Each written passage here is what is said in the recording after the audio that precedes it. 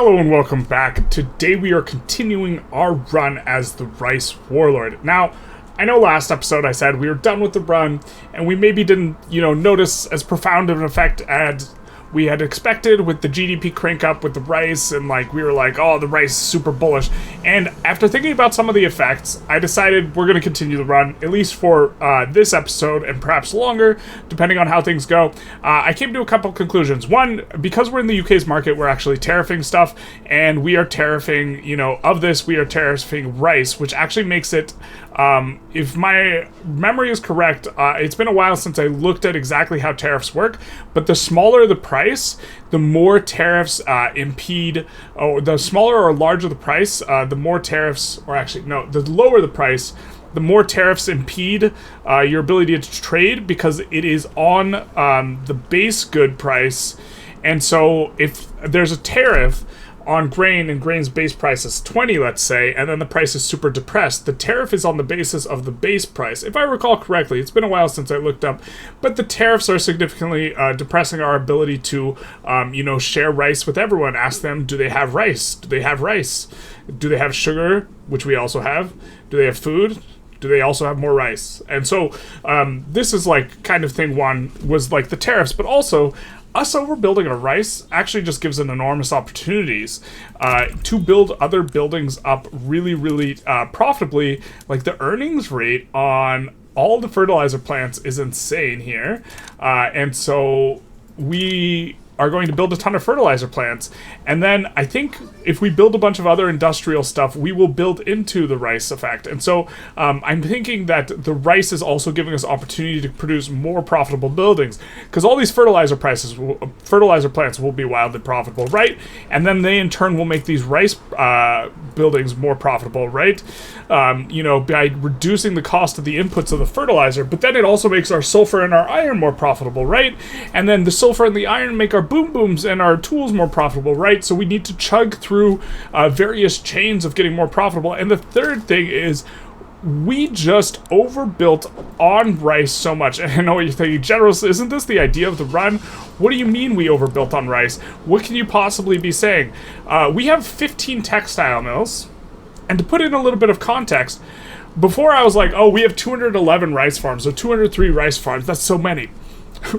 When we were talking about this last episode, I forgot that every single one of these rice farms has double the inputs and the outputs, and I don't know how I forgot that.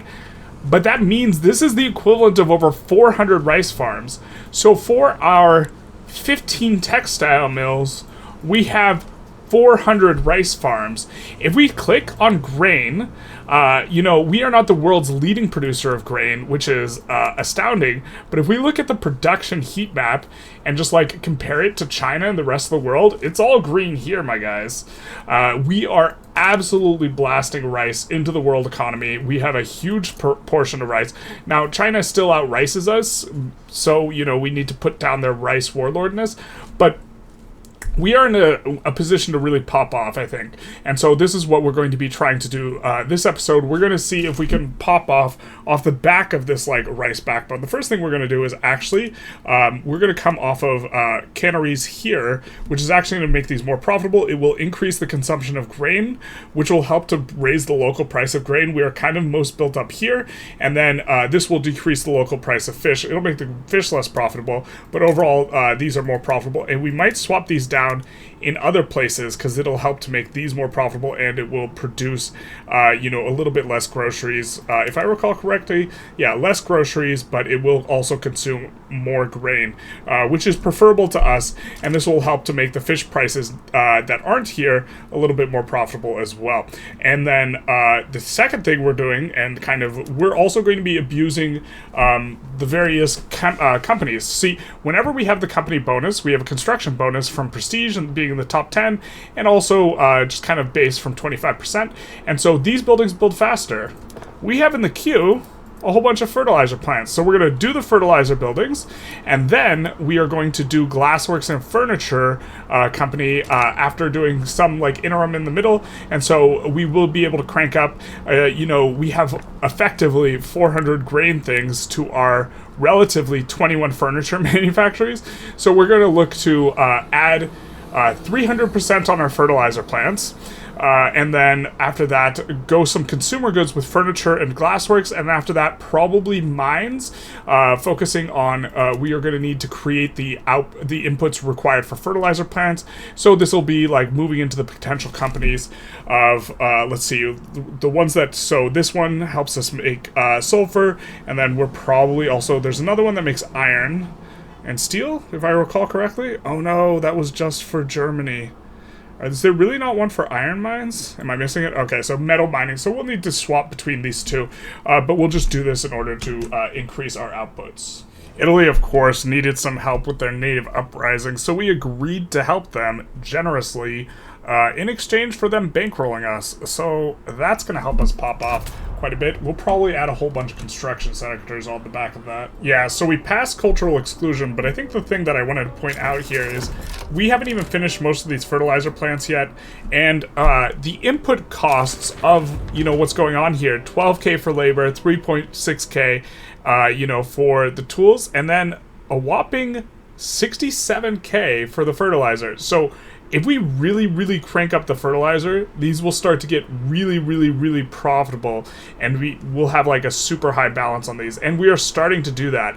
And the fertilizer, in turn, is also going to be wildly profitable here, because, like, obviously there's a huge demand for fertilizer. The price of fertilizer is high, and so these will also get to have a really nice positive balance. So we got a little bit of a war. We went to Dominion Macron so we could free up our interest in Persia, so we could actually put it in North India was kind of the plan. And then Qing joined against us, so we put in for Qing war reps, and also Shaanxi, which is one of the best states in the game, particularly now, because it's going to allow you to really industrialize super high, with local goods prices. And so we're pretty keen on building here, and then also gaining access to all these juicy Chinese pops, of which we now accept because we are on cultural exclusion and we share some culture groups. So this is going to be really big nice for us. Unfortunately, we do have the bug where as soon as someone gets in, or as soon as someone capitulates, it actually moves everyone off of the fronts, but hopefully we'll be able to get these guys back in fairly quick. Hopefully, and these guys were moved off the rebellion front, I think. We do have a little bit of a rebellion here, but things are going pretty well, and we should be doing some stuff. We're also going to land, so we had to demobilize a guy in order to land, because that's kind of how this, oh no, he's not demobilized yet? Or he has no commander. Yeah, he's got no commander. Gotta have the commander. We could pick between a royalist, and an authoritarian. Yikes. I think we're gonna take this guy, and then we're gonna exile him. Oop. Not promote him. And then we'll take another role. Protectionist, sure. And then we will try and do the naval landing and push towards their capital, ideally.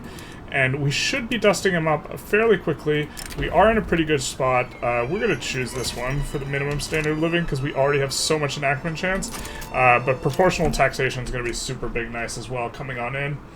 So we just passed proportional taxation and went from being minus 30k to plus 30k. We're also about to, or plus 40k, we're also about to enforce on Qing and get like another 40k on top of that in terms of our positive balance. So we're going to really crank up construction. But something I just wanted to point out here is, looking in the needs bracket here, when we see what our pops are paying for almost all their things, we see that almost the price of almost everything is elevated in terms of what our pops are paying. And this means in almost every area we do have really good opportunities for profitable buildings, with the exception of grain, obviously. But this grain, the price has come up quite a bit. If I'm not mistaken, the pops are paying very little on it. We'll take a closer look at that in just a second. Normally grain's actually the most expensive thing paid for in this bracket, but since grain is so cheap, obviously this is not the case. But the rice farms are not only are they absolutely like, it's just a bonkers building per construction. Notice the weekly balance is way higher now that we've finished some fertilizer and we've brought the price of fertilizer down some. But not only is this the case, but it's also de-peasanting our population really fast, which is raising the price of consumer goods at a really good clip. And so once we start building those consumer goods a whole lot more, because we really don't have that much, those should be really profitable. We started the episode on like 58 million, and we've already come up with 12 million in just a little bit. And these pops consume way more when they are in rice farms instead of subsistence farms. So we have de-peasanted our pop at like an accelerated rate as well, you know, by building these out, because it's just an absurd building that it doesn't cost more construction than it, like, it should just cost more construction, and it doesn't. But on top of this, we're also getting Beijing, and we do not discriminate against these Chinese pops anymore, which is going to be super good for us. We're just going to propose this peace deal, get the peace deal, and so now we do have a problem, though. These pops cannot migrate because Japan is one of the very few countries. We might just load so we don't have this uprising. So we can declare war in between. Yeah, we're gonna take... that's annoying, because now we can't declare war. I guess we could just kind of chill. We have a decent amount of infamy. We'll just put down this this thing anyways. But what is key is we can't... Normally, Japan is one of the few countries that starts out with no migration, closed borders, and so we can't migrate at all. So we're gonna need to reform that a little bit. Ugh. We do not actually have a good way of putting the industrialists in. So we need to put the industrialist and armed forces together. And is there a more legitimate type of thing we can add in? I'm guessing it's just going to be the industrialist armed forces. This isn't the worst. And then we get on to no migration controls. And we just passed some stuff that these guys liked, so they don't get super mad. But we will move towards no migration controls so that these Chinese pops that are home, or that have no jobs here, that are unemployed, can migrate to Japan. And also so Hokkaido and Sakhalin can kind of get unlocked, because they don't have a lot of pops, and they have not had a lot of pops for the entire duration of this game. But this is really going to help us pop off a lot as well. Okay, so our glass has just started to come in here. We are just starting to produce glass. So what we're going to do is we're going to come off of this company, and we are going to go on to our glass and furniture. And you see we have just this giant block of glass and furniture coming up, and then we have a bunch of auto queue stuff that has kind of been kicked in for the most part, and then we'll probably specialize again, or we'll look to see if we have any trends. Like, we see quite a few mines, so after this block finishes we'll probably swap again to something else, like maybe lead mines, iron mines, and put a bunch of those in the queue, kick those to the front, and look to push that, kind of harvesting this 30% construction bonus, which is pretty substantive, in order to kind of build up a little bit faster out and about. So a rev triggers, and we have this interesting situation where, you know, first of all, conscripts are supposedly not working, but somehow they don't get all of our troops that are here. Because according to this, they have 0 troops. So I guess revs are a little bit broken too. Now, I'm pretty sure we full occupied this thing down here, so we don't have to worry about that. We do have to worry about kind of our armies getting entirely organized, and also, obviously, we have to worry about this revolution, and it's gonna, like, kind of wreck our economy a little bit, because we don't have access to anything. But the flip side is, we're gonna get open borders. I think it's worth it, but it's gonna be a little bit uncomfortable. Unfortunately, we're gonna, like, they're gonna swap a bunch of PMs, and a lot of these PMs are now hand selected because of, like, the local stuff, and so, you know, it is a little bit uncomfortable. Okay, so now they have 60 units, or 44 units, but the UK sides with us. But this is like, this...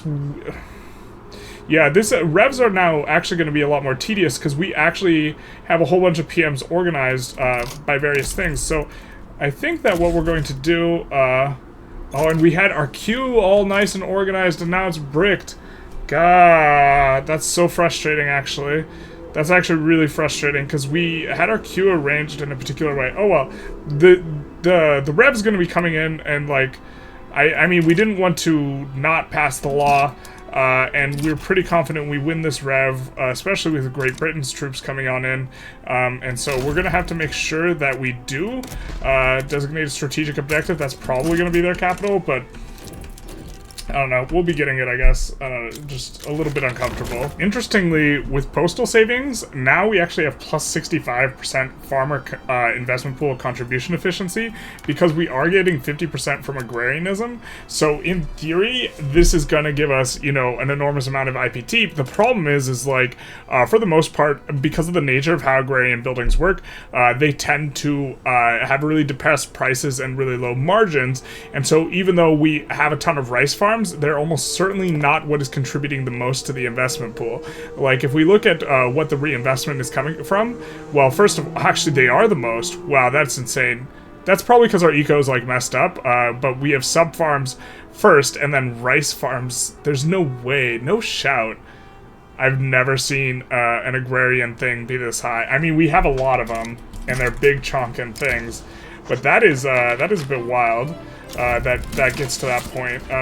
So we get railroad boom, big nice, and now maybe we'll see a bit more of a like a kind of reasonable split on this stuff. We're default, but we're making a ton of money. Just gotta wait a tick, and we'll have a rev brewing. And this says we're making. Let's just tick reinvestment. Okay, so we gotta come here, investment pool, reinvestment. And see, I mean, we haven't adjusted a lot of stuff, but yeah, logging camps, food industries, and then rice farms. Usually the agrarian stuff never makes it that high, though. So Central Archives is an absolutely huge tech for us because it will allow us to turn up absolutely a ton of tax capacity, which is going to help us because we have a lot of places that have insufficient tax capacity. I think if we take a look, we could see, yeah, we have this unrealized taxes and a little bit of tax waste.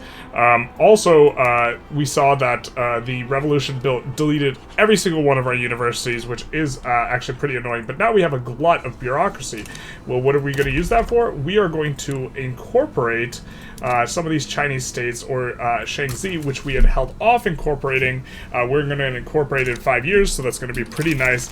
And then we'll get to turn that into a kind of central sort of thing, but also just kind of clarify or to take a look. You see, we still are running, you know, insufficient tax in a lot of places, and so this is why, you know, if you have a place that has, or if you're playing a country that has a ton of this insufficient tax, like close to the start of the game, this is a really, really good one. They probably, it looks like they didn't delete too much of our construction, they just deleted like every single university, which is a little bit annoying. I think we're going to go for reinforced concrete, but we're going to take a little bit of a look around. Maybe we have something in the loud car outside that can help us. I mean, kind of tempted to like make a push for steel frame buildings. I don't think we should be going ahead of time too much, and I don't think we're quite ready for steel frame buildings, but this is actually going to be coming up soon that we're going to move into it. So maybe we want to go for something like labor movement and sort of prime the way. Now, it is not spreading to us anyways, but we kind of want to get finally these guys demarginalized. The if we can, the trade unionists, because these guys are traditionally marginalized, and this gives them more clout. Are they even close to becoming demarginalized? Not really. This probably isn't going to make a difference. So in that case, we probably, I guess we want to just kind of go for the best production tech we can get. You know, we're maybe at a point where, I mean, we can make a push for threshing machines is actually an interesting one because we have so many rice farms, and this labor, but we don't really need the labor. Maybe we just go reinforced concrete and call it a day. I mean, steel railway cards is kind of almost finished, so maybe this is going to be good. It also unlocks steam trains PM, which, yeah, so I think I like this. It's almost finished. It's not spreading to us. We have a lot of progress towards it already. Vacuum canning is also an option, but vacuum canning, meat packaging, takes even more grain out of the kind of production line, which is not what we would prefer. And so I think we're going to go with this, but it's an interesting one to think about. We're going to also try and get on schools so we can research faster. So we're starting to hit a little bit of a snag, and that is the British market is not giving us enough market access, and so we need to think about finding a way to extricate from them in the near-ish future. The problem is a lot of things are really tied in, and they are creating an enormous amount of demand orders for nothing other than the fact that we are producing an ungodly amount of rice. So, we also have to kind of swap up some PMs. So I think what the strategy for us is going to be is we're going to start moving in the direction of getting onto that. Yeah, we really need to swap up some PMs. But what we came in here to swap up is, in fact, going all the cargo parts being used, which should help provide a few more convoys to the Great British market, but it's not going to be a whole lot. And so, you know, it's not going to be a ton. But we are getting an incoming bankroll coming from them. And steel railway cars is going to be nice. We're going to switch to that, but we don't have a lot of steel, and we don't have a lot of mining resources in our economy right now, so we do want that to come on up. We are building a lot of government admins as well, because we do want to upgrade some of our institutions, like education, for example. So we got a little bit of a weird war. We put into Dominion Argentina, and then we swayed the UK onto our side so that they wouldn't join, because they've been kind of pretty aggressive about joining. When we do these middling-sized powers, they almost always offer to protectorate towards the UK, and then this bricks our war goal, and so, like, this is a buggy thing. They shouldn't be allowed to offer that, or it shouldn't break the war goal if we were to win the war. And then China joins, and so we are going for Xiaozhou now from China. The big thing about Xiaozhou is it is going to give us some dyes plantations. Now, we kind of don't want to build over the rice farms, maybe, or we probably want to have a level 51 rice farm here at some point, but there's probably enough spots for rice, and this will allow us to maybe build out some dyes and some silk, this sort of thing, as well as eventually go after Guangxi. Qing's market is in Guangdong, so this should cause a Qing implosion, and this is actually the main idea, because if they implode, we will be able to do this. We don't really care about assimilation, because it's kind of just affects performance, game performance, and so, yeah. The second thing is we need to land Argentina, and we have a guy demobilizing and so that we can land and heading over this way, but I think we're going to deploy this guy to the C node over here so that he can eventually do a landing. Oh, there we go. I guess someone got in, and so this guy's stationed at the La Plata HQ, so I guess we can maybe... No, we can't mobilize. God, this is so stupid. You can't mobilize when you're demobilizing, and so this guy is doing nothing for like a third of a year. But okay, eventually we will use him to re-land Argentina, or one of our guys will be able to get to Argentina and push in time, because Argentina has deployed troops over here. How do we win on hee-hee? But we also should be doing relatively okay versus Qing here.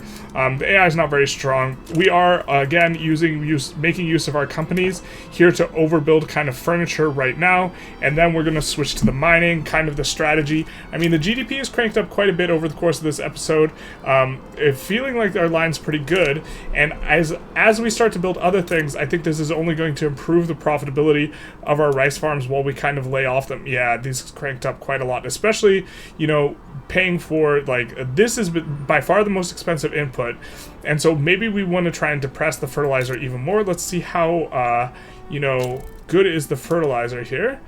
It's looking relatively profitable. I think we're going to try and shoot for going for a lot of sulfur and iron next, and or coal, because this is something that we are using a ton from the UK, is that we're using a ton of their coal. We really don't have a lot of sell orders for coal, and if we ever want to get break free of their market, we do have to start producing a ton of coal ourselves. So it looks like apparently we got the same old shtick where Netherlands offered to protectorate Argentina, and oh wait, or did we just enforce on them? Okay, the UI of us enforcing on them was incorrect, but we do enforce on them. They are our dominion now, so that's kind of nice. Now we're going to have a native interest down there, which of course means we can declare another interest ourselves. We'll put that up in North Africa.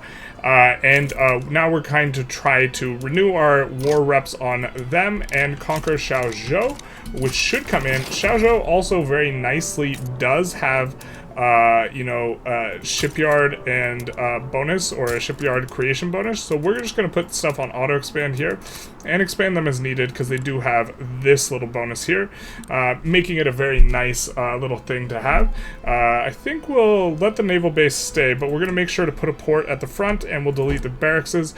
These will be, it's currently only on local prices here, but these guys are we're going to need them in the market, so of course we need a port, but we probably probably are going to want to build like a relatively high level port here, because we do need to start worrying about accumulating convoys if we are going to break free from their market, and this is a perfect place to build them, as is over here, where we also have one of these inland sea bonuses for shipyards building throughput. And so this is going to be pretty significant. We also have quite a lot of this, so we're going to incorporate as well. And the population, we should see a pretty deep migration dive here if we just let this tick. Wait, why not? We have freedom of movement, no? We have no migration controls. They're not discriminated against. Why aren't you migrating out of here, my guys? You have a ton of unemployed. Do we need to let it tick again?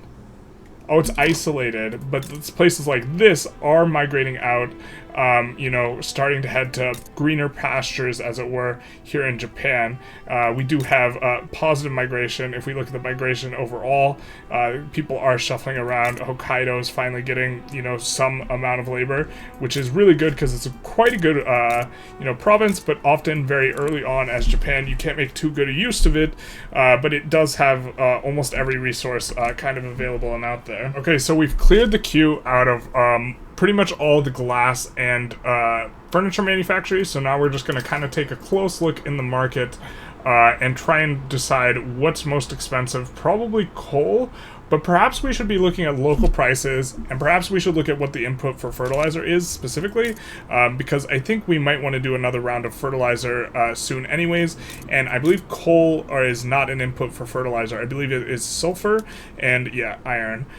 So we can think about making sulfur and iron. Let's just see what the companies we can kind of swap over for. So we're going to lose petite bourgeoisie approval here. Oh no, terrible. What will we do with ourselves? And instead, we are going to get some... I think we're going to go for the coal and sulfur here. We know we need to establish a lot of this. This will actually help us because coal's the most expensive thing, and it does give 20% throughput. But then what we're going to do is we're going to cruise through our queue, and anything that's coal or sulfur, we are going to send to the back of the queue. And the reason for this, actually no, we don't need to send it to the back, but in the back of the queue we are going to add a whole bunch of coal and sulfur, really focusing on getting things up to economies of scale bonuses. We see we're producing very, very little of these things, and we would like to produce more. We do kind of want to spread it out because our fertilizer is spread out, because our rice plants are spread out, or sorry, yeah, our fertilizer is spread out because our rice is spread out, and so we do want to spread out a little bit, but we also, if there was one close to a high economies of scale, we would go for it. But since there's not, I think we're just going to kind of leave it a little bit, as it were. So this is kind of most of them. I guess we do have the one in Borneo. We'll throw down one there. And next, let's take a look at coal. We see that we do not have any coal that's relatively tall, other than Shaanxi, which is incorporating. I don't think... Let's just check the turmoil here. It should be pretty close to incorporation. It looks like we don't have any turmoil. So what we're going to do is we are going to throw down in Shaanxi. We're going to 31 it. And so we're going to need to, at the front of the queue, put in some infrastructure, because that's going to be necessary. But then coming on over here, it's not as much the case that we really need a local price on it. So we're going to try and get some 31s up there, there's up there, and then finally, why don't we try and push a 31 in Transvaal, and this will be good, I think. We are probably going to need some more infrastructure in Transvaal here. We're going to need more infrastructure in Kyushu as well, so we're going to put one of these here, and we're going to put one of these at the front of the queue here, and then we're going to put a couple up here, and this will all help us get up to those levels.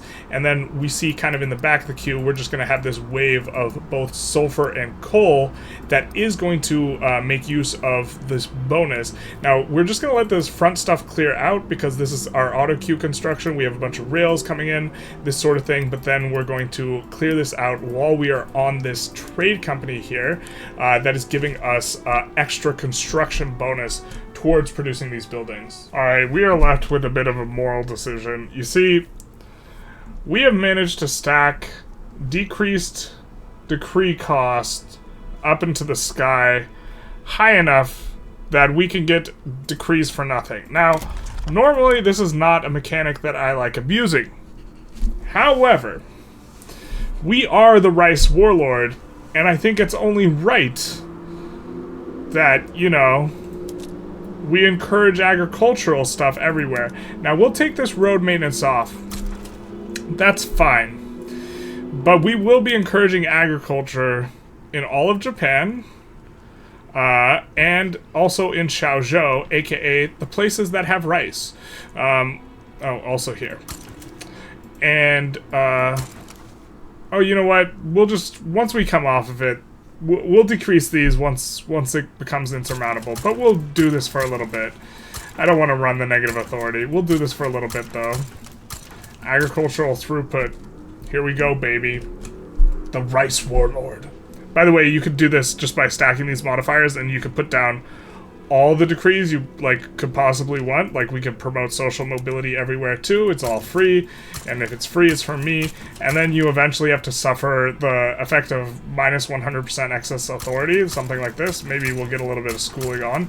As soon as this runs out, though, we'll just kill all of these rice warlords. But this is a mechanic that you can abuse. I've never really abused it before, but you can do it as much as you want, and you can put in a bunch of them.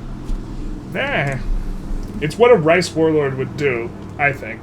So, something a little bit interesting, we actually noticed after we put in these edicts, our GDP got depressed, and we took off the rice edicts, and then our GDP started creeping back up, which is a bit of a wild phenomenon that the increased throughput, it's just because they didn't have, the rice farms didn't have a chance to fire down yet, and the prices were so depressed that they couldn't make money, because it was forcing the inputs to be more expensive. But that was a little bit interesting, so we're going to remove the rest of the decrees in just a second here, but we still do have 0 decree cost. We're just going to take them off now, though. Okay, so we finished all the sulfur mines and the coal mines, and now, the price of sulfur is pretty depressed. The PM's really efficient, so it's still kind of able to employ up, but we won't be building sulfur for quite some time. Kind of took that a little bit aggressive. Probably should have built a higher distribution of coal, actually. Coal price is still pretty middling, but what we're going to do to buoy sulfur price up is, first of all, we're exporting it. That's kind of thing one. We're exporting a little bit of it. But second of all, what we're going to do is we're going to make more explosives, which is going to make all of our ores a little bit cheaper, or sorry, a little bit better. Also, sulfur price will come back up as we disband this, which is creating a lot of the sulfur, and then we are instead going to make the Boom Boom factory our factory of choice, the Boom Booms here, and then we will be, kind of going after trying to get these bonus, or trying to build these things up, which are looking to consume some sulfur, so that we can, get that sulfur price back up a little bit, as well as get all the inputs for all of our mines down a little bit. Alright, so we have finished most of the explosives, nearly all of it, and so we're going to switch again, and then we're going to conclude the episode, but we're going to be switching to the Precious Metal Syndicate. We have a lot of gold mines that haven't been built yet. A big part of this is the negative construction efficiency malice, but by putting this in, we will get to put those up, and then also hopefully that'll help us a little bit with our money problem, as we are kind of running low on funds, and this will help us to mint a little bit more. We have deleted down quite a few construction sectors, on top of deleting down some unis, because we can't quite build into this, but well, we weren't able to quite build into the amount that we thought we might be able to. Dedicated police force movement's going to be big nice, actually. Yeah, that movement's huge. So we're probably going to go dedicated police force here, and then also reform the governments. This is pretty legitimate. We'll do that, and so that should pass pretty easy. And Italy wants us to change their customs union. Are they offering us anything? No, I don't think so. I think the British one will be better, at least for us. But this should allow us to, we are also increasing the outputs here on all of the gold mines, which are, and they're also going to get prosperous, and we're going to get plus 10% minting. In our current minting, we're getting 157k, and we only have one 10% modifier, so it's going to get us another 15k, and then on top of these gold mines employing up as they finish, and so I'm hoping that this can kind of ease us out of this. We probably won't add any more construction, but I think we're going to conclude the episode here. We, in the span of about 10 years, we added 50 million to the GDP. We turned rice into gold, as it were, and the price of rice, the price is rice, bitch. The price of rice should be up quite a bit, yeah, and you can see the price of grain in our market is up quite a bit from, you know, the starting kind of situation, at least this local price, and, you know, we have a lot of fertilizer places that are pretty profitable, and I think we're well poised next episode to, once we finish all this gold, and we put ourselves in a good shape for that, and it is quite a bit of gold. We probably should have done that earlier. You know, we will be expanding the iron out quite a bit, and then the steel and then the tools, kind of this sort of chain, and then we'll be looking to get free from the British market, I think, so maybe we can do that all next episode. This has been pretty nice crank up from 71 to 87, you know. So far, when we were playing the Germany game, you know, we were relatively flat, especially considering, you know, our GDP was relatively flat, especially considering we were on, you know, what is it? We're still on 0.85, and also we still have problems that the UK is charging tariffs. We'd rather they didn't, so we could really dump grain into other people's market a lot better. You know, trade, especially at the very, very low level, trying to dump stuff, really is hurt by both the MAPI as well as the fact that tariffs are being charged, because it is charged on the base price, not on the, you know, it's not a percentage of the current price, and so depressed stuff really suffers from tariffs. We really wish that the UK wasn't charging tariffs, and this is kind of why we want to get out from underneath them. And so I hope you enjoyed this episode. Also, like, we nearly tripled construction too, and of course we're like on the verge of default, but like, I think once we get these gold mines out, of which there's quite a lot, because we proactively went after them, I think after this we'll be pretty okay, and we'll just look to, you know, I thought we could crank, but the truth is we can't crank as a major power like this. You know, I thought we could build into it, we couldn't, as a major power specifically. Probably should have deleted down earlier, maybe should have kept the unis around, because unis do take a while to build up, but with 31 we will be hitting our cap, plus getting some nat spread, and so, you know, we are starting to get ahead in some ways. Pump jacks is going to be a pretty nice tech. We don't have too many plantations, just farms. In fact, we maybe should have gone threshing machines. This will create a ton of demand for tools and coal, and so we're probably going to go deeper into really deep into the tools after, you know, getting some of this stuff. I think also next we'll be going probably for malaria prevention. That's pretty far ahead, maybe. Maybe we shouldn't go civilizing mission if we're not going to go malaria prevention immediately after. Anyways, as I was saying, I hope you enjoyed. We've been turning rice into gold. Do the YouTube algorithm stuff. You know, like, comment, subscribe, hit the notification bell, and have a good day.